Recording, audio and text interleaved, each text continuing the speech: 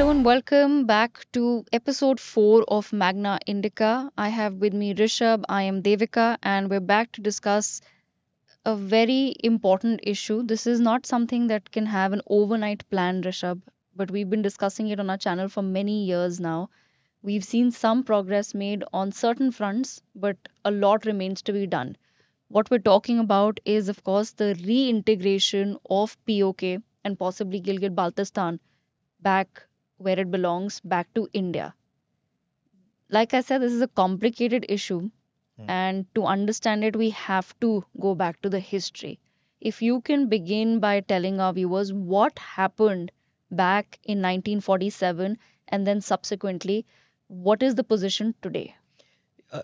Absolutely right. We have to understand it. All of us have a vague understanding, but a little bit of context is important to any discussion regarding the reintegration of POK. And what we want to have in this conversation, and what we've been trying to do for some time, is to look at practical, commonsensical, step-by-step approaches, falling short of what the military plan is. Eventually, there has to be a military plan of some sort. Okay, the military plan is not an invasion of POK. What that plan is not the scope of this conversation. Is everything else barring Hmm. that military plan, which I'm assuming exists somewhere if required, okay? But barring stopping at that line, what is everything can do? So let's put this thing into perspective, okay? The 14th of August, 1947 is when Pakistan says is their independence. 15th August is Indian Independence Day. Devika, less than a week later, they are already planning the invasion of Jammu and Kashmir. Hmm. Okay, these are now matter of historical records, records that you've had that have come from the British Army archives. Okay, that shows that the because remember the army was still under the British. It is only when Butcher, Auchinleck, when these people left, and then Indian Army commander took over, and the Pakistani Army commander took over on the other side. Until then, the overall CNC is still a British man. So the British Army records exist on what they were discussed, what briefing was held. Which was happening on the other side of this newly created border. There is partition taking place at that point of time. Okay, in fact, that's the date of partition. So there's havoc in other parts of the country. The Pakistanis are not really considering in that point of time that what is the effort they need to make sure that partition goes off smoothly, how to protect lives. They are thinking Kashmir Hmm. within the first 1 week. Okay. So what's the strategy? The strategy is ironically rather similar to what they've subsequently done for the next 80 years. Hmm. So it's very simple. Remember, this is a different era, different context, different time. Okay, just like at that point of time, there is no Gandhinagar port in Gujarat because Karachi is India's port. Yeah. Okay, similarly, there Islamabad doesn't exist, and if you can, the Islamabad, okay, which has been created, was later built on a Buddhist, ancient Buddhist site, is just a few dozen kilometers from Kashmir, from Jammu. Okay, the closest cantonment city is Rawalpindi. Hmm. Okay, so they are already planning, and their strategy is first we blockade the roads. Okay. Now, the context is this: India is independent, Pakistan is being created. Hari Singh is trying to hold out. Okay. He's making the biggest mistake of his life and probably will go down in history for having spent those few weeks prevaricating. Hmm. Okay, and messing up the futures of millions of people because of his prevarication. Okay, and the consequences we're still bearing. So Hari Singh is prevaricating. Okay, but under the British, there is a concept, and they are clear about it, like it or not. They have said that look, there were three ways the British ruled India: the provinces, the presidencies, and the princely states. So you have the provinces, the United Provinces, the central provinces, UP, United Province, central provinces, what became Madhya Pradesh. Then you have the presidencies, Madras, uh, Bombay, Calcutta. Then there were the princely states, of which there were 540, 550 odd princely states. So the British had something called the elapsing of British suzerainty, which means the paramountcy of the crown, as they described, okay, was that the King of England, who was Emperor of India, Hmm. is no longer Emperor of India, which means that the Maharajas, the kings of the princely states, are by de facto independent and have a free will on what they want to do. They can either choose to join India, choose to join Pakistan, or they can choose to remain independent. Okay. Yeah. Hari Singh for some reason, was tempted into prevarication over this particular clause. The presidencies and provinces were divided and partitioned on the basis of, well, you can argue whether architects and lawyers should have been drawing the lines, but nonetheless, it was supposed to be on the basis of uh, population percentage in terms of religion. Okay, so the context is India has just been created, Pakistan has just been created. Hari Singh is holding out. He's Hmm. prevaricating. Okay, the Pakistanis are planning what was later goes down in history as Operation Gulbarg within the first week. Number one, they want to blockade the roads. Okay, blockade the roads means communications, transportations, supply, food, everything gets into stress for the administrators of Maharaja Hari Singh. Okay, then Okay. immediately they are doing the same thing which they do today. Start sending in 10, 20 small groups of people. Okay, some of them from the Pakistani military. Okay, some of them from the 20, 30 odd Pashtun tribes. Many of them who have received military training or have retired from the military. Many of whom have served under the British Army in World War II.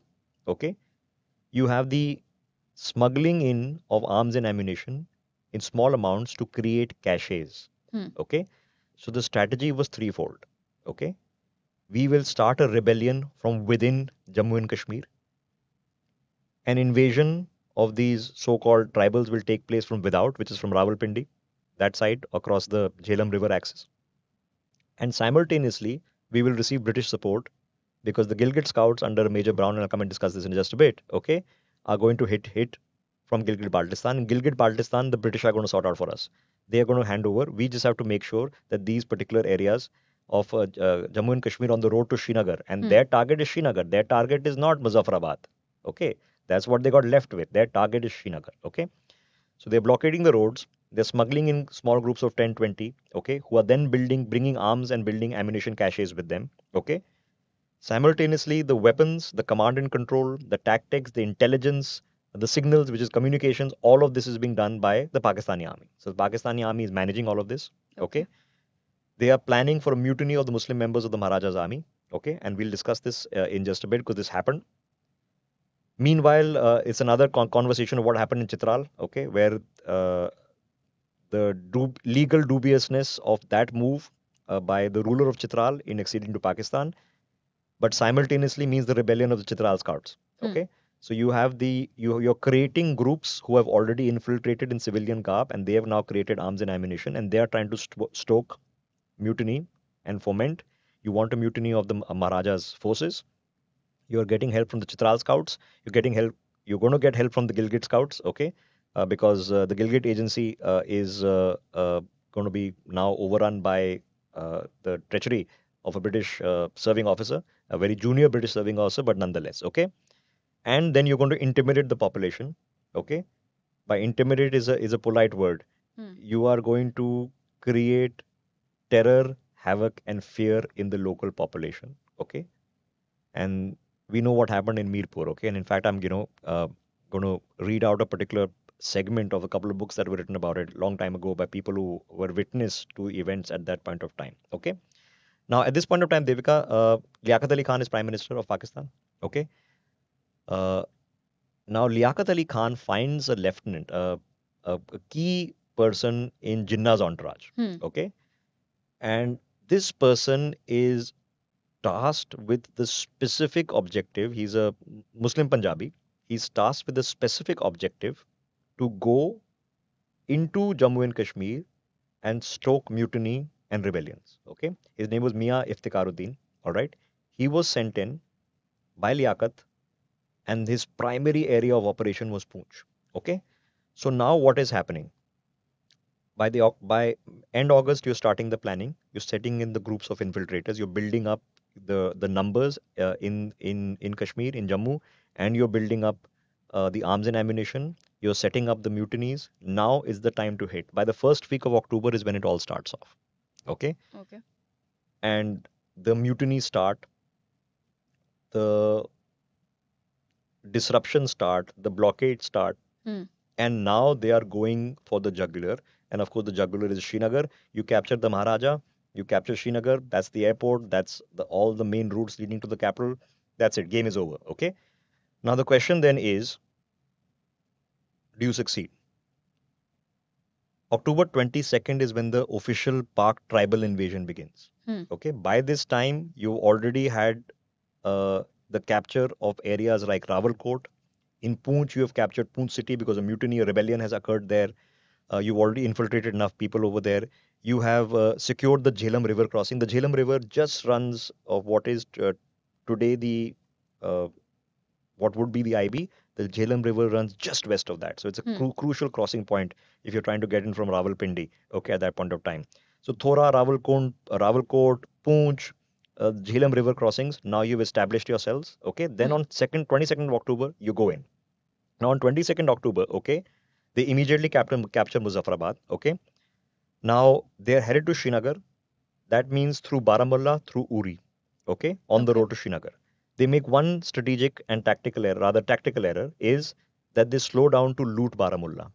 Okay, Yes, the they do. tribals. Yes, they slow down to root Baramulla. They try to root the civilian population, and they looted the civilian population. Hmm. I'll give you an example of that in just a bit. Okay, this is when the Maharaja of Jammu and Kashmir, Hari Singh, finally has an epiphany, and his prevarication stops. Okay, he is informed that within 2 days they'll be here in Srinagar.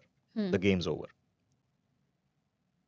The Muslim members of the armed forces of Jammu and Kashmir have already mutinied. Hmm. He gives an order to his commander, army commander, and we've recently interviewed his daughter. Okay, very moving conversation it was. Brigadier Rajinder Singh Yes. was commander of the state forces of Jammu and Kashmir.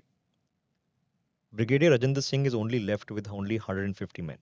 Hmm. Okay, and I remember the order from memory. Okay, Brigadier Rajinder Singh is ordered to hold the enemy at Uri at all costs to the last man. Hmm. So he goes down, and what his daughter told me in an interview just a few days ago or a few weeks ago. Uh, he came home after he received the order, had dinner with the family. Okay, and his wife knew what was happening. So she asked, "What do you want us to do?" And he said, "You'll know what to do." Yes. Okay, and he uh, walked out of the house, grabbed his hat, he grabbed his baton, and he walked out of the house. And his daughter said he was whistling the tune of the Charge of the Light Brigade as he walked out of the house. And he was walking to his death. He did as he was ordered. They Hmm. fought to the last man and the last bullet. He died 4 days later on the 26th of October, okay, in a rice field in on that Baramulla Uri axis after having denied the raiders, okay, access to Srinagar. He delayed them long enough because on October 26th is when Maharaja Hari Singh finally signs the instrument of accession. VP Menon, who was Secretary of States of the who was Secretary of the States Ministry. This Hmm. is a ministry that no longer exists. Yeah. It was a ministry under Sardar Vallabhbhai Patel, and VP Menon was the man who was, the bureaucrat in charge of the integration of the Indian states under Patel. Okay, so VP Menon flies to Srinagar, okay, and he is the one who brings that instrument of accession back here to Hmm. Delhi. Mountbatten, by this point of time, is already Governor General of India. He's moved from Viceroy of India, and for some reason, we've appointed him Governor General of India. But Yeah. nonetheless, so Mountbatten signs the instrument of accession on the 27th, but it's enforced the enforcement date is seen as the 26th of October. Okay, so Rajinder Singh is dead, and the very famous story. I think Menon writes in his book. It's called The History of the Integration of the Indian States. That Maharaj Hari Singh told his ADC that after he asked for the Indian emergency assistance, that I'm going to take a nap. Hmm. Okay, there are some Indians coming to rescue me. If they come by this evening, please wake me up. If they don't come, please shoot me. Okay, so this is the atmosphere at this point of time. They've already smuggled in weapons, they've smuggled in arms, they've set up these basically cells within these cities. They've stoked a rebellion in the Maharaja's army. All the Muslim personnel have mutinied. They've stoked a rebellion in Poonch. They've sent in political agents to do that. They've captured Muzaffarabad. Okay, they've captured the crossings over the Jhelum River. Now they have gone in through Mirpur where they've done a massacre. In fact, let me just read out, since on the context of Mirpur, I promise I'll read it out. Uh, Ladies and gentlemen, this is a book. It's called Forgotten Atrocities. And in this book, Forgotten Atrocities, written by a gentleman called B.K. Gupta, and let me just read a quote from it, and I'm quoting. Some Hindus tried to leave Mirpur for Jammu by bus. The Pakistanis waylaid that bus on the way to Jangar, robbed and killed all the passengers. They ordered the Hindu driver to return the bloody bus to Mirpur city, filled with dead bodies. Only 2,500 people out of 25,000 Hindus and Sikhs escaped. The Pakistanis ruthlessly kidnapped and butchered the remaining over 22,000 residents. The number of women abducted from Mirpur ran into thousands. The Pakistanis shamelessly paraded them and sold them in the bazaars of Rawalpindi. The barbarities that the Pakistani troops and Pathans committed upon civilians put to shame the worst orgies of rape and violence committed by the hordes of Genghis and Tamerlane. Wow. Uh, this is, as I mentioned, B.K. Gupta's Forgotten Hmm. Atrocities. Here is from V.P. Menon. Okay, this is about Baramulla.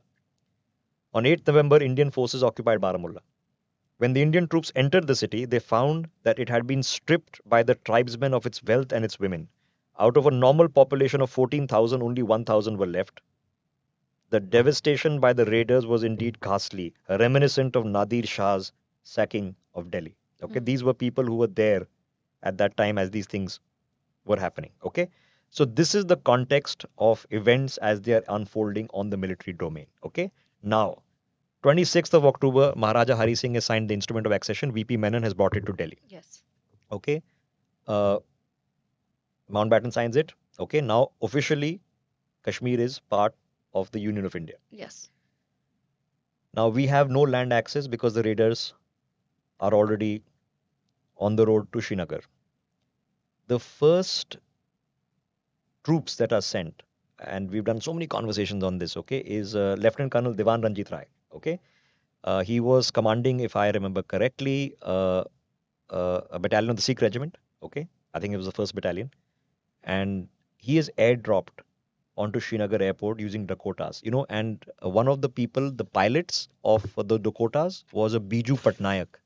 Biju Patnaik is the father of Naveen Patnaik, Yes. who's and the Biju Janata Dal is named after him. So Biju Patnaik was had a pilot license. He could fly Dakotas. They flew them from Gurgaon, which is our Hmm. Palam Air Force base, and got them to Srinagar. Their first task was to, of course, secure the Srinagar airport, which they managed to hold. If we did not have a airhead in Srinagar, the game was over. Right. Okay, so they got there just in time. They managed to get there just in time because of the supreme sacrifice of Brigadier Rajinder Singh, okay, who died on the road to Baramulla. They secured the airport. And Devika, at this point of time is when the Indian fight back begins. Hmm. Okay. And the Indian fight back, ladies and gentlemen, the commanding officer, okay, is Lieutenant General Cariappa. He later became the first Indian commander in chief of the Indian Army, later Field Marshal. One of his key frontline commanders is Lieutenant General Thimayya, okay, very famous names in the iconography of India's army. Hmm. Now, Cariappa comes up with now very famous operations, okay? Operation Easy, okay? Operation Bison, okay? Operation Kipper.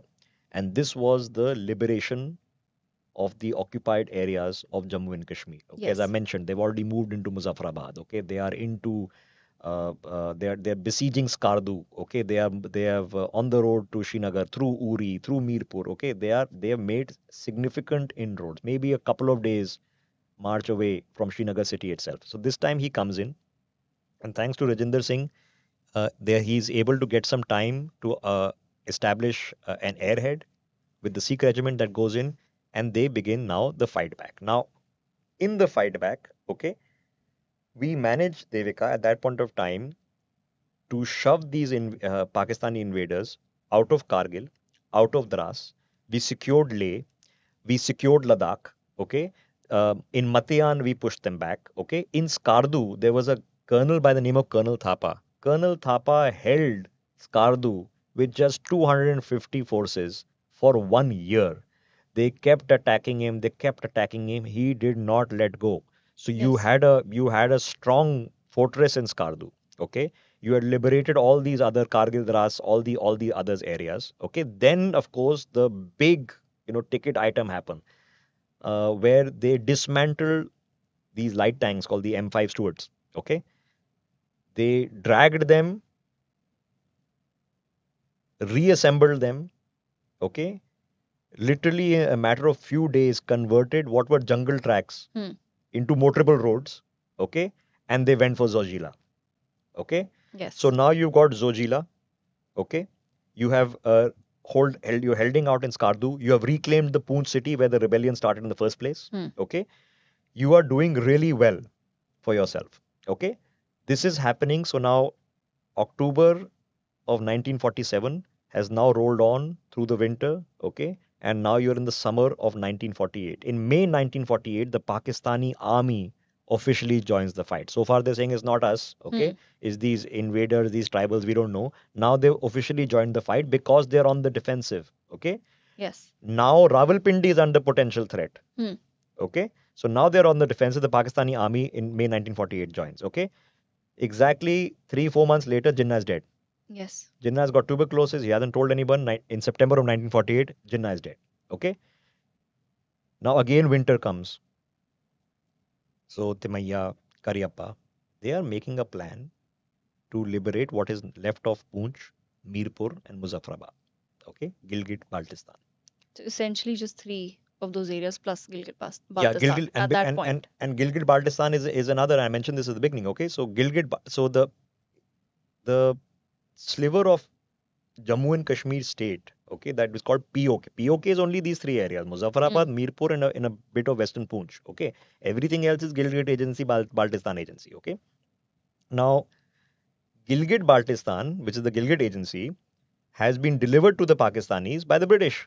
Yes. Okay, there's a newly commissioned officer by the name of Brown. Okay, Lieutenant and later Major Brown. Okay, he kills Qiyasar Khan. Okay, who was the Maharaja's representative, governor, assassinates him. Hmm. They were forces who were loyal to the Maharaja, okay, including scouts that were also killed. Okay, he then takes over the command of the Gilgit Scouts. He flies the Pakistani flag over the headquarters of the Gilgit Agency and accedes Gilgit Baltistan to the Pakistanis, okay, without a shot being fired.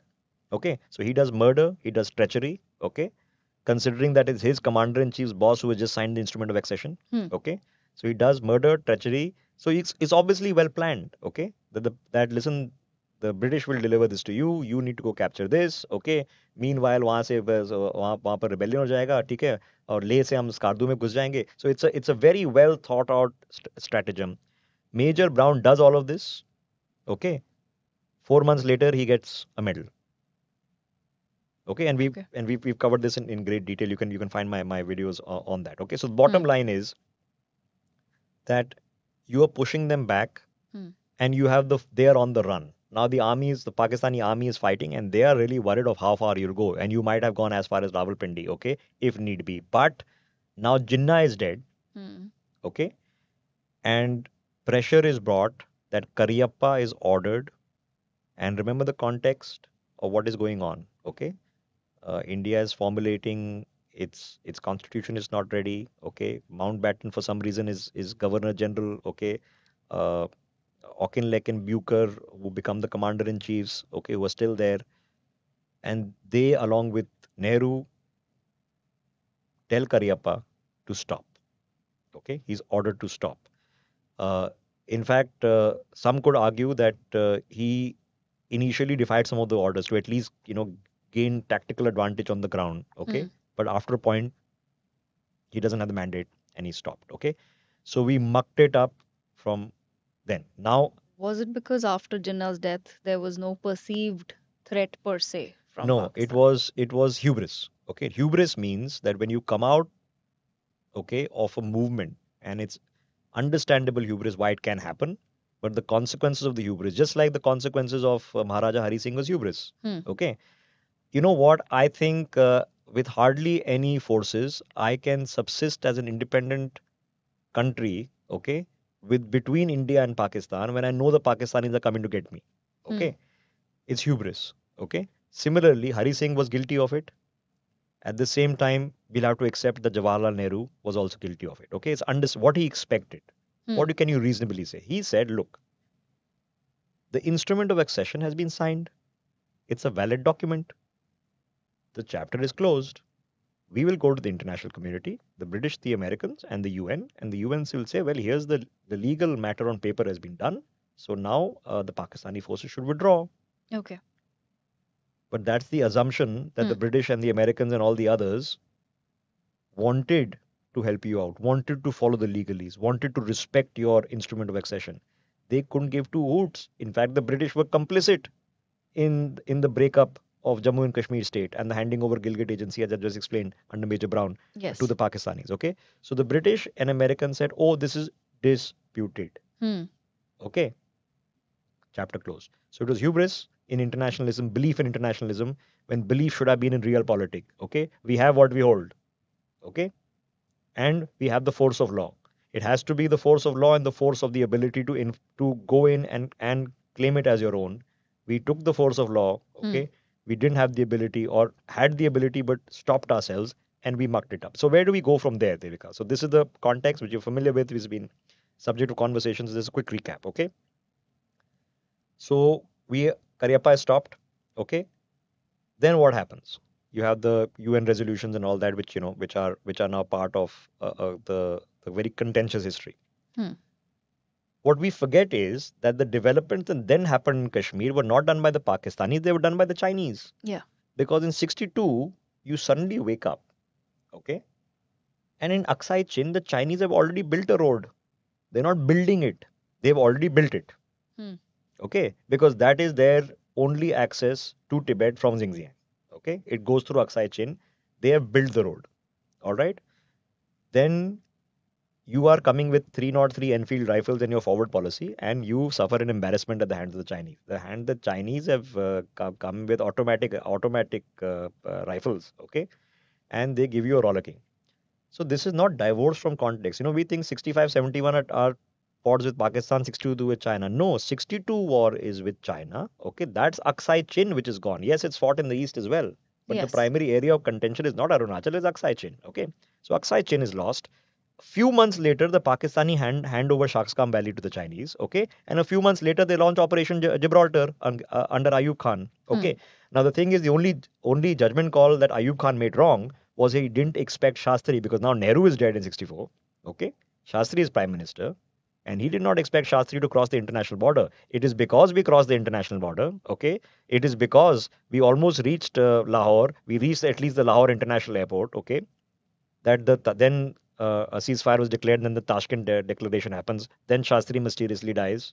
Okay, so lots of messy things have happened, but the bottom line is 62 and 65 are both conflicts in which Kashmir is the target. One Yes. side has been lopped off by the Chinese, and the Pakistanis are trying to finish the business which they started in 48. Okay, but they failed to do so because of a good strategic decision, a bold with gumption, okay, in the face of the international community, which Lal Bahadur Shastri do. Okay, but nonetheless, in the Tashkent Agreement, you failed to resolve the problem. Hmm. Okay, again, you have the military advantage. Okay, you had the military advantage in 47, 48, you let go. You had the military advantage in 65, you let go. Hmm. Okay, then 1971. 1971 is an even more humiliating defeat for the Pakistanis. Okay, they've lost an entire wing of their countries. Yes. Pakistan has been liberated within 3 weeks. In fact, less than 3 weeks. Okay, from start to finish. Okay, 100,000 POWs have been taken, and then of course the infamous Shimla Agreement. Zulfikar Ali Bhutto shows up. Okay, Benazir's father, Bilawal's grandfather, shows up in Shimla. Indira Gandhi is the prime minister. Okay, Indira Gandhi has done a very bold decision. Okay, by going in to liberate Bangladesh. Hmm. But what does Zulfikar do? Zulfikar plays her. He says, "Look, you make me sign on whatever paper you want. Okay, I'll go back. They'll call me a traitor. They'll hang me and tear up this paper." Hmm. Okay. So we don't resolve the question of POK. Instead, we create the line of control. Okay. And so it remains 100,000 POWs, nothing, all handed back, no issues. Okay. And again, you're taking a strategic decision that, look, we went into the war trying to sort out. Again, the context is different. The context is Bangladesh, which we today take for granted, has just been liberated. So you had a Hmm. major victory. So you're saying, okay, guys, we've done enough For for now, for maybe. now. Yes. Okay, we have bifurcated Pakistan, and that's going to leave a devastating blow to them. So we've done enough. This question we'll settle later, but settle later when? Okay, Exactly. Yeah. 84 and between 84 and 87 is when we do operations to take over Siachen, and now we till date have a 365-day all year around permanent establishment to hold Siachen. Hmm. Remember, the LOC doesn't go through Siachen. It stops at Siachen because it's a glacier. Okay, so there is no demarcation over there. So Right. Siachen now we control. So 84 to 87, you handled Siachen pretty much. Okay, then 99 happens. Yes. Okay. Now 99 again the Pakistanis are coming in winter. Again the same tractors of infiltrators coming in small groups, occupying the heights because they've been vacated for winter. Okay. Then you wake up on a spring morning and find out that all your heights around Kargil, Dras, all of the Pakistanis have entrenched themselves. Okay. They've got not only machine guns, they've got food supply. They are there for the long haul. You fight them, you remove them. 4,000 Indian soldiers die removing them. Okay. But again you stop there. You don't go further. You just stop there. Now, again, the context is different. In 1999, this has happened a year, just a year after India officially becomes a nuclear power after Yes. Pokhran. Okay, so the context is different. You have Bill Clinton, okay, getting all cheesed off. All right, oh my God, nuclear war, nuclear war, nuclear Hmm. war. So at that point of time, you're calculating this, and we've just tested the nuclear weapons, which is a big achievement for India. Okay, as long as we get rid of them, let's stop. So every time you just stop, you just stop, you just stop, and you don't end up solving the crisis. And that puts up in the context of where we are today, Devika. Yes. So when we talk about where we are today, if you can just explain what really does Jammu and Kashmir look like, and what perhaps most people don't know is that, on the map, of course, it's very large, but as far as territories go, what India has currently is, very, very less. Gilgit-Baltistan takes up a huge chunk Yeah, of the so map. in terms of geographical area between Aksai Chin, POK is very small. Yes, Gilgit-Baltistan, Aksai Chin, there are large tracts of very large, territory. Okay, yes. so officially uh, under India, there are 21 districts in Jammu and Kashmir. Okay, Right. these include Poonch, Mirpur, Muzaffarabad, and the familiar ones which you know, of Anantnag and Baramulla and Srinagar. You know these districts. The 21 districts, which is our official map. Now the Yes. Pakistanis have their own map. Hmm. Okay, there are 8 districts in POK as far the Pakistanis are concerned. Okay, and they have divided Gilgit-Baltistan into 14 districts. Okay, the population of Gilgit-Baltistan, and this is important for context, the population of Gilgit-Baltistan is just over about between 4 and 4.5 million people. Okay, Hmm. in context, the population of J&K is about 15.5 million people. Okay, uh, this entire region has a demography. Okay, it has a tribal belt. Okay, uh, and not only the tribal belt, but because once it was part of the Sikh Empire, okay, before Hari Singh, all right, it also has not only the Pashtuns, okay, Hunzas, which are the tribes, but it also has Jats, it has Gujjars, okay, it has Rajputs, okay, people of Rajput descent live in POK, okay, at least those who have left because a whole exodus of them went away Hmm. after 47, which is another Pakistani strategy at demographic change. The first Yes. person they gave Pakistani passports were to people from POK. Hmm. Leave because Yes. you will leave, then somebody else will come over and take over. No, maybe the some Pashtun will come over and take over your property and your territory, and you denude the population for demographic change. So the old strategies that we've seen, done repeatedly, were done even then. So, in terms of the demographics, I mentioned the Hunza, the Pathans, the Sardozi tribes. Okay, then you have, of course, the Jats, the Rajputs. Okay, so different ethnic, and then of course Kashmiris as the people who we describe as speaking a particular dialect, which we call Kashmiri, would also occupy a part of that demography, or rather, what's left of it. Talking about demography, we have often spoken, and again, once again, very complicated subject. A lot of people don't agree. But as far as special status then of Jammu and Kashmir goes, it's one thing that, okay, we fought a war, certain parts of it were lost to Pakistan, certain parts of it then got lost to China. For whatever reason at that time, as you've mentioned, that the context is very important to understand around those wars. Why didn't we go in further? But at the end of the day, the parts that, of course, are with India, and rightly so, Hmm. we went ahead for many years with the concept of a special status. Okay. You know, you can debate this, but there are certain facts that are very straightforward. When we liberated, or rather Karyappa and his forces went and liberated throughout the Pakistani invaders, then were ordered to stop. What is very strange, okay, if the entire contention was that Muslim Hindu, Hmm. okay, was the contention, the entire basis of partition was done on the basis of that, okay. The areas we liberated were the Kashmir Valley, was the Muslim majority areas. Yeah. The area we didn't go to was Mirpur, which I just told you. The entire population was massacred. Hmm. All the Hindus were killed and all the women were taken and sold as slaves in Rawalpindi. Okay. So we stopped incidentally at the areas which in fact had a sizable Hindu population. But we liberated. And then, of course, there's the deal between Nehru and the first Abdullah. Okay. In coming to an agreement that a special status will be accorded. Okay. Yes. Now, there has to be context. Okay. I want you to think of context that there are other things happening at this point of time as well. Hmm. All right. You've just had the massacre of partition. You've not made your constitution. A constituent assembly is still sitting. Gandhi has just been assassinated. Okay. So it's not like the entire focus is simply on one thing. Okay. You have Exactly. Yes. problems in Hyderabad. You have problems in Junagadh. Okay. There are other problems also. All right.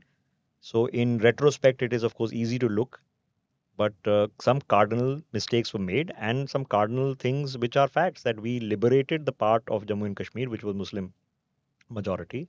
We stopped when it came to Mirpur and we drew a line. And the argument could be that grandfather Abdullah, okay, said that this is the part you want to liberate and don't go any further. Okay. Hmm. And you came to get this deal. So, what's the bottom line in the conversation where we started this subject? So, we got enough overview now, so we understand where we are. Okay.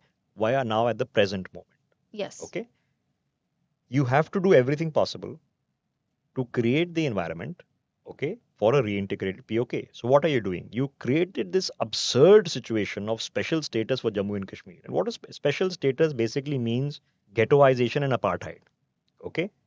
That you are different, you are separate. In the name of autonomy, we are keeping you separate, Hmm. okay, because the local rulers want you to be kept separate, okay. Kim Jong Un wants the people of North Korea to be kept separate of the South, knowing full well that prosperity, diversity has come to South Korea, okay. He is not concerned with the prosperity and future of his people. He is considered concerned about the prosperity of his regime, Yeah. okay, of his dynasty, of his dictatorship. That's what the family has been concerned with now for 3 generations.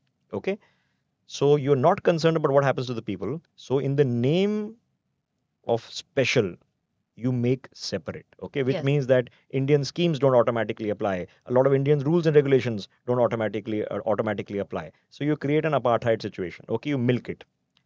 When you remove special status, you stop the apartheid. Okay, we've been speaking with Kashmiris who've just been able to travel. Okay, come to Delhi and say, wow, this is the rest of India. Okay, not really seen it. You have to see it to believe it. Okay, Yeah. so you remove special status. Okay, then the second step has to be to create economic prosperity. The central government in India, the Union of India, has spent 56,000 crore rupees. In context, that's about $7 to $8 billion in the last 3 years of outside investment into Kashmir for the betterment of Kashmir, Jammu and Kashmir, the people, its infrastructure, and other things. You had the G20 take place. So you create all the things by very simply when we say what is the plan of POK, if you do it step by step. One, check special status gone. Number two, you create the model in JOK, which becomes the envy for the model in POK. Hmm. Okay, we know the economic crisis that is taking place in Pakistan occupied Kashmir. They're in trouble. There is a food shortage. There is rampant inflation. Okay, they're out of everything, and they're looking across the border and they're seeing that everything is available and plentiful. The lives are prospering. The schools are being set up. The roads are being built. The airports are being built. Heck, G20 meetings are now happening in Srinagar. Heck, even the clock tower is being rebuilt. Okay, Hmm. all these highways are coming up. Airplanes are arriving. Okay, the UAE is thinking of investments. The Saudis might Saudis are thinking, yeah. might come and invest. New shops are opening. Entrepreneurs are coming up. Now they're selling your shawls. They're selling saffron. This is going to become a wealthy place. And look at our poverty. Okay, we've mucked it up. So you create the obvious by creating wealth. It is in our interest, and it is in the interest of the people who live in the state. So these are obvious first steps, Devika. Then of course there are lots of others, and let's get into it. Let's discuss the logic and get to the point. Okay, and in the beginning, you clarify that this is going to be a conversation about what can be done short of Yeah, the military aspect of a takeover yeah. of POK. So, getting into that, what do you think need to be the first few steps as far as the civilian front is concerned? Okay, so what I don't understand is what are we waiting for? Okay, diplomatically now we have made a clear decision, and these are the clear decisions. We are not interested in this cricket diplomacy with Pakistan. Yeah. We are not interested in sending them dossiers. We're not interested in some, some bus yatra, this, that. We have no interest in talking to you. The only thing we want to talk about is when you will hand over POK back to India. Okay? Hmm. So you made the clear stance. Trade, we've been very clear about. I was discussing the other day with you that in the Pakistan economy video, that lack of bilateral trade with India costs the Pakistani economy $25 billion a year, okay? Which Yes. is 40% of their exports. If their exports would go up by 40%, which they're currently at about 30, $40 billion, if they just did trade with India. So you've denied them that, okay? But take it a step further. What is stopping us from issuing an ultimatum to Pakistan to hand over POK? You know they won't do it, Hmm. okay? But tell them to do it. We are expecting you to hand over POK. What is stopping us from doing that ultimatum? Take a step further, okay? I mentioned Major Brown. Sue the sue this man, okay, posthumously in British courts and in Indian courts for the traitor he was. And as a traitor, all his acts become null and void and illegal. Hmm. Okay? A person who was defying because the key parties were all British. Auchinleck, okay, Butcher as the army commanders, Mountbatten as Governor General, British citizen, heck, pretty very much part of the royal family. Okay, can't go higher Yes. than that. Okay, and Brown, who was given a medal for what he did. Other than strip him of his medal, okay, and have him declared a traitor. All right, which means that all his actions, including the handing over of Gilgit agency and putting the Pakistan flag, are illegal even under British law. Okay, what is stopping you from filing the case? Do it. So step one, step two. Okay, you need to do a genocide investigation for Mirpur and Baramulla. We just discussed it. Yes. Okay, the first-hand accounts have been recorded for living memory. We need to not only tell the story but investigate the story because you have to say what they did. Okay, they were not there spreading roses. They were there pillaging, arson, rape, burn, massacre, and genocide. That's Hmm. what they came for, and that's what this Pakistani invasion meant. It was a precursor of what Pakistan would become, and that's where Pakistan is right now. All right. Why just stop at economic trade boycott? Why don't you impose sanctions on Pakistan? Make it clear any major bank that wants a banking license in India, if it operates banks in Pakistan, sorry. Okay. You can go across certain sectors, okay, and do the same thing. At least do what you can. All Hmm. right. So sanction the Pakistanis. Don't the Americans sanction North Korea? Don't the Americans sanction the Russians? Yes, their economic wherewithal is a lot bigger than yours. It's 5 times bigger than yours. But it's only 5 times bigger than yours. You are 10 times bigger than Pakistan. Yes. Okay, India GDP at $4 trillion, or let's say $3.7 trillion. Pakistan GDP at $340 billion.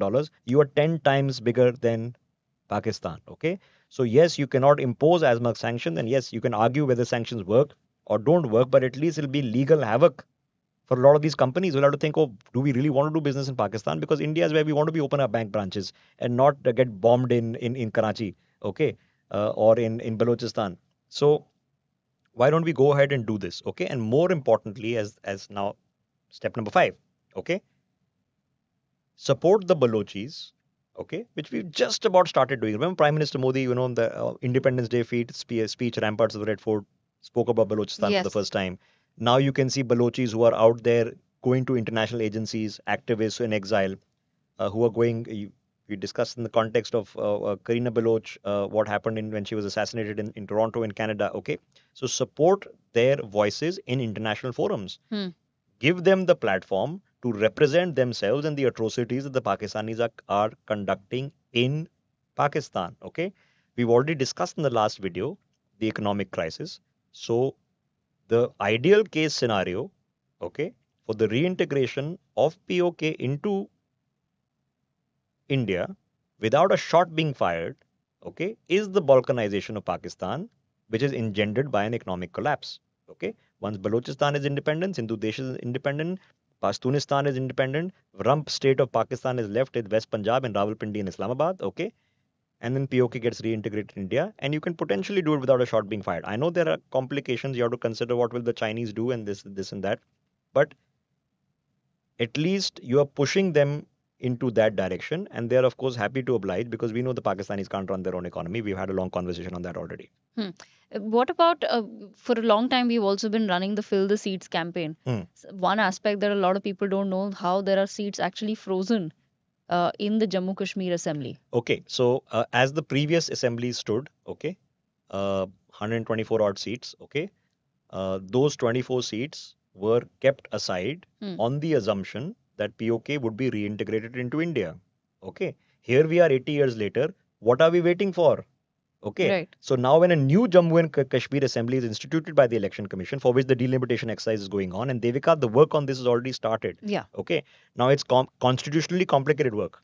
Okay, why is it constitutionally complicated? Because then you'll ask me, fill the seats. Hmm. Okay, but what are these going to be nominated members? Maybe. Even better, can they be elected members? How are they going to be elected members? You can't conduct elections in Muzaffarabad, Mirpur, can you?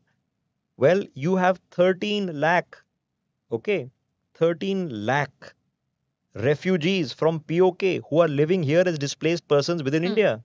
Okay, why don't they have a right to vote from their home territories? They are not displaced voluntarily, they were displaced forcibly. We know what happened in Mirpur and Muzaffarabad. Okay, so we have to come up, the Election Commission of India needs to sit down and come up with a confabulation, okay? Examine the kind of precedent they'll set. Yes, it's a precedent being set, but it's a precedent you should set, okay? Hmm. That is it possible that you get the right to vote from your area of ancestral domicile, okay? That applies to both the POK displaced persons, POK refugees, as well as to the Kashmiri Pandits who have been for 30 years been unable to have a voice in Kashmir because they can't vote in Kashmir. How are you expecting them to have voice in Kashmir if they, all of them have been scared off Hmm. because of death, rape, murder, and arson, okay, and robbery, okay? So when the Intifada happened, you removed them. So their ability to impact political affairs in Kashmir declined. So you bring these people back, okay? And the technical argument which the election commission has to sort out is, let's say, for example, you are registered to vote in Kolkata, you happen to be living in Delhi, okay? You can only vote from that particular polling booth in a polling center in your constituency in Kolkata, which your voter ID says you're registered for, Yes. okay? Which means you will have to fly back to Kolkata, okay, to cast your vote. All right? That's what the rule says. There is a concept of postal ballots available, okay? The next concept, which is a technicality that allows you to vote from your non-domicile region, okay, from your non-registered area. So you need to set up a commission that comes up with the technical legal requirements, make the amendments that are required, pass the laws that are required to do this, okay, and let these 13 lakh refugees vote. Devika, I want you to imagine the day, okay, when a new Srinagar assembly is formulated in Srinagar of the Jammu and Kashmir state, and the MLA from Muzaffarabad stands up to take oath of office on India's constitution. The MLA from Mirpur stands up to take oath of office on India's constitution. Okay, imagine when this happens, it is going to be momentous and is going to be extremely signaling. The others will then know, okay, that we can get democratic rights, which don't happen in quote unquote Pakistan occupied Azad Kashmir in Pakistan as a total, which has been a military dictatorship for most of its existence. And what beyond that are we looking at? Let's say that yes, the people in exile, the chosen people come as representatives, the refugees choose them. What then happens? Are we looking at maybe setting up some sort of an administration in absentia? What are Yeah, we? so Devika, imagine the day it's like I said at the beginning of this video, okay? You have to follow a logical, step by step, common sensical approach, assuming this is going to happen, not thinking it may happen, but not really. Assume it's going to happen. Hmm. Okay. If it's going to happen, will you not require a civil service administration Yeah. to govern the area? Okay. Will you not require local politicians? You will require the population that wants to be with you. Hmm. Okay, you can't go and occupy a population that doesn't want to be there. Okay, Yeah. the only way you find a population that wants to be with you, okay, is because they've seen the collapse of Pakistan economically and perhaps through balkanization. Hmm. Okay, they've seen the prosperity of Jammu and Kashmir, they've seen the rights that have been given to their own, the children of the mothers and fathers who are displaced from their own hometowns in Mirpur and Muzaffar. They see them that these people have gone to Srinagar, they've gone to Jammu, and they become prosperous. They have political rights, and they're doing very well for themselves. Heck, they sit in Delhi, okay, as members of parliament because there are Yes. 5 to 7 seats in parliament also which are reserved for POK. Fill those seats also. Give the Kashmiri Pandits a chance to have a voice in parliament. So there is logical stuffs that you can do. So what is stopping us from next year, say, that when we conduct our UPSC examinations, Hmm. okay, then we set up our cadres and we send them to training. All right. We will also then, when we are doing their appointments, also appoint the district magistrate, district collector, DCDM for Mirpur, for Muzaffarabad. So create the civil administration in absentia, and you just take it to a logical next course of action. Once you create the civic administration, let, as officially they should be, all these areas come under the jurisdiction of the Srinagar High Court, which Yes. means if I'm living in Muzaffarabad, okay, and I have a civil or criminal matter, I should be able to appeal to the jurisdiction of the Srinagar High Court to resolve it, okay? Give the people the right to do so, and then see, you might be surprised by how many of these people who are stuck with Pakistan admire the jurisprudence, the civilization, the democracy of the Indian state and take up the offer. It is easier said than done, but that doesn't mean it won't happen or can't happen. Hmm. Maybe there will be thousands who will be wanting, who will be trying to petition the Srinagar High Court. The next logical step is, because the final court of appeal is the Supreme Court of Supreme India, Court of India. okay, Yes.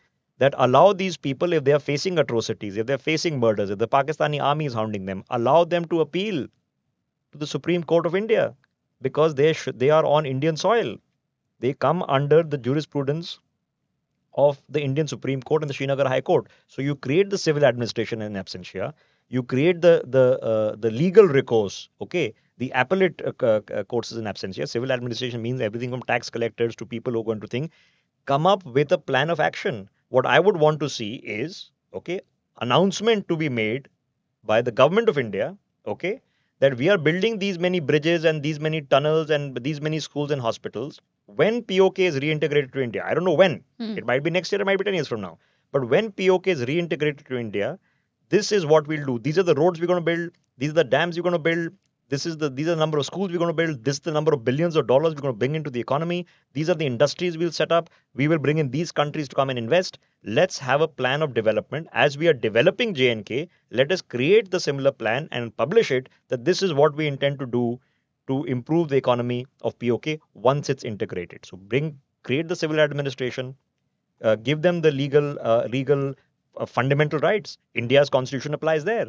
Okay, Yes. so if you are in violation, if the Pakistani army is violating India's constitution, okay, on Indian soil, and it is Indian soil, we are clear about it. We're not ambiguous about it. We say it's Indian soil. Then those people should have the right to approach the courts in India. Okay, yes, is it going to be legally complex? Yeah, but we have the best jurists in the world. Let them figure out how it's going to happen, and you'll be surprised, Devika, by the number of people who are going to show up and do it. At the same time, Rishabh, we've spoken a lot about also then identifying certain leaders, because ultimately none of this can really happen if there aren't already key crucial voices that are, that have been with us discussing and letting us know what is it exactly that they want. Okay, so why is that important? Okay, so I mentioned the jurisprudence part. Okay, we can set up the special benches in the Srinagar High Court, in the Supreme Court of India to handle these matters on a specific case. Okay, but you need faces. You need people representing a different point of view. Right now, the spokespersons of POK Hmm. is who? Imran Khan, Bilawal Bhutto, Shahid Afridi. Who are the spokespersons of POK? Right. So let a person who has now become MLA of Muzaffarabad, Hmm. okay, put him on a plane and you say you go do the world tour. Go to Washington, go to London, go to Geneva, go to Brussels, okay, and say, hey, my this is my address from where my parents fled. Okay. Hmm. I now represent, having been voted by a democratic mandate of the other people who fled. Okay. So free world democracy, that's what we want to hear. Okay, here Hmm. I am, free world democracy. Okay. So I am the MLA for Muzaffarabad, and the Pakistanis are illegally occupying my city. Okay. They're occupying my district, they're occupying my town. Send them. Now, who are these people going to be? We have a individual who sits with us so often on NewsX, a chap called Rajiv Chunni. Okay, he leads a POK displaced persons organization called SOS International. Okay, Hmm. he's for sure a future political leader. Okay, erudite voice, passionate about what he's doing. Okay, there's another individual who's living in exile called Senge Seren. We've Hmm. interviewed him several times. Okay, you can clearly see that this leadership qualities exist in people. There are people out there. You need to find them, encourage them, give them a platform. More importantly, give them an opportunity to be someone. Okay. representing their people, just like the Balochis are representing their people. Let them come and be part of the Indian system and represent these people. Why don't we create a parliamentary standing committee that monitors and discusses the affair of POK, Gilgit and Baltistan? Let's create the parliamentary standing committee. Okay, Right. we are publishing the weather there. Let them be on a regular basis be mandated that the atrocities happening. The parliamentary standing committee's job is to make sure that these atrocities are being highlighted. Why can't the Jammu and Kashmir States Human Rights Association, okay, have POK under its jurisdiction? If I can go to the courts, I should be able to go to the JKSHRC, Hmm. okay, and file criminal complaints against the Pakistani army. Give me the right to do it if you say that this is my soil. Why can't we then make provisions in India's budget when you're doing the Jal Jeevan mission, the PM Awas mission? Okay, when we are building the roads, when we are building the, you have to have a budgetary allocation. Okay, make it for POK, so the person in POK will know that the day I join reintegrate with India, this much money has already been earmarked to be spent on my locality. Right. They've already done it on the other side. Okay, what they've promised, they've already done. Billions have been pumped in Hmm. to create prosperity for us, and they've already put the money aside. They've already created the people who immediately come in and do it. So it's an obvious step. Set up the plans. Okay, can't you get the Niti Aayog to create a plan for roadways, civil aviation, rail? Okay, what will the post-integration infrastructural transportation blueprint of POK look like? Let's put that plan out there. Okay, why can't we go then finally? Okay, and even say that when a member of parliament, when the MP of Muzaffarabad stands in the new Sansad, okay, in Delhi, okay, and swears in an oath to the Indian Constitution, that he then becomes a union minister of the country. Okay, if the Abdullahs and the Muftis could become union ministers, why can't these guys be union ministers? Okay, why can't they be the ones who are greeting the dignitaries when they come for the whenever the next G20 happens or international summit happens and receive them at the airport? Okay, Hmm. so you scalarly, okay, can do all these things. So you have to simply assume, and that's my premise, Devika, and we can roughly end it there, right? The premise is, imagine if J&K was being integrated tomorrow. Are you ready? Right. Okay, and if the answer is no, then what are you waiting for? Is your judiciary ready? Is your civil administration ready? Do you have a budget? Do you have a blueprint? Do you have a plan? Do you have a leadership? Okay, and if the answer is no to all of these things, create them. Logic, common sense, step by step. Right. Absolutely. Rishabh, I wish we had more time. Just one last question though. What could be the possible reaction of Pakistan to some of these developments? Say we do have an administration in absentia, we do end up getting MLAs and MPs, and are we bothered by how they respond? What are they going to do? Threaten us? Send terrorists? Try to lob grenades on the what they're going to do? Okay. Hmm. So the question is, what are you going to do that is going to be different than what is going on right now? Okay. The bottom line is Pakistan is now going to be fighting a war on its western front. It already is. Okay. It's a hot war. It's not a cold war. The bottom line is there is already a civil war happening in Balochistan. The bottom line is there is an economic crisis. We spent an hour last week discussing exactly this. Hmm. The Balkanization of Pakistan at some point of time is inevitable because Pakistan as a nation state, this idea doesn't work. We've discussed this again last time. Okay. So somebody has to keep bailing them out. Okay. You need to be also not naive and say that yes, uh, in anything that you do, there are people who don't want you to do it. Yeah. Pakistanis obviously don't want you to do it. The Chinese won't want you to do it. Okay. The question is, what do you have of theirs? What is the leverage? And what is their cost to intervene? Hmm. Okay. Will the Chinese intervene? Okay. And if they do, what will be their cost? What is the nature of the intervention? Okay. But these are larger conversations. What I'm suggesting in the course of this video is, what is stopping you from taking these actions? I can tell you Right. what is stopping you from sending in. You have you militarily, you're capable of doing it anytime. Okay. It's strategically that you are stopping. Okay. Yes. Strategic considerations. Okay. What the Chinese will do, what the Americans will do, who will support you, won't support you. Okay. Militarily, you can do it. You'll have to do it as fast as possible, which means like what happened in Bangladesh, you'll have 2 3 weeks. Hmm. Okay. It can't be a 3 year. a 3 year attempt. The Pakistanis will try to do exactly what they tried in Bangladesh, is to delay you until international pressure can be bought. So you'll militarily have a less amount of time, but we proved it, we can do it. Yes, the circumstances in Kashmir and are on the LOC geographically are more difficult. But like I said, that's a separate conversation. My premise right now is very simple. If if Jammu and Kashmir was to be reintegrated tomorrow morning by whatever means, okay, there was an epiphany the Pakistanis and the Kashmiris had, and they say we are signing over tomorrow. Please aa jaiye. Okay, are you ready? Right. The answer is no.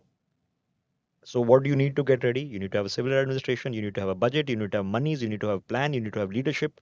Okay, you have to have a jurisprudence system. So let's get all of them ready. Simple as that. Okay. Well, absolutely. Thank you so much, Rishabh, for that really in-depth conversation. And we'll be sure to also put out the link for Brigadier Rajinder Singh's interview, in-depth telecast that we had done. We'll put that out in the description of this video. Hope you liked it. Please do like, subscribe, share this video as much as you can if you did find it interesting. And make sure to subscribe to Magna Indica on YouTube. Thank you. Thank you.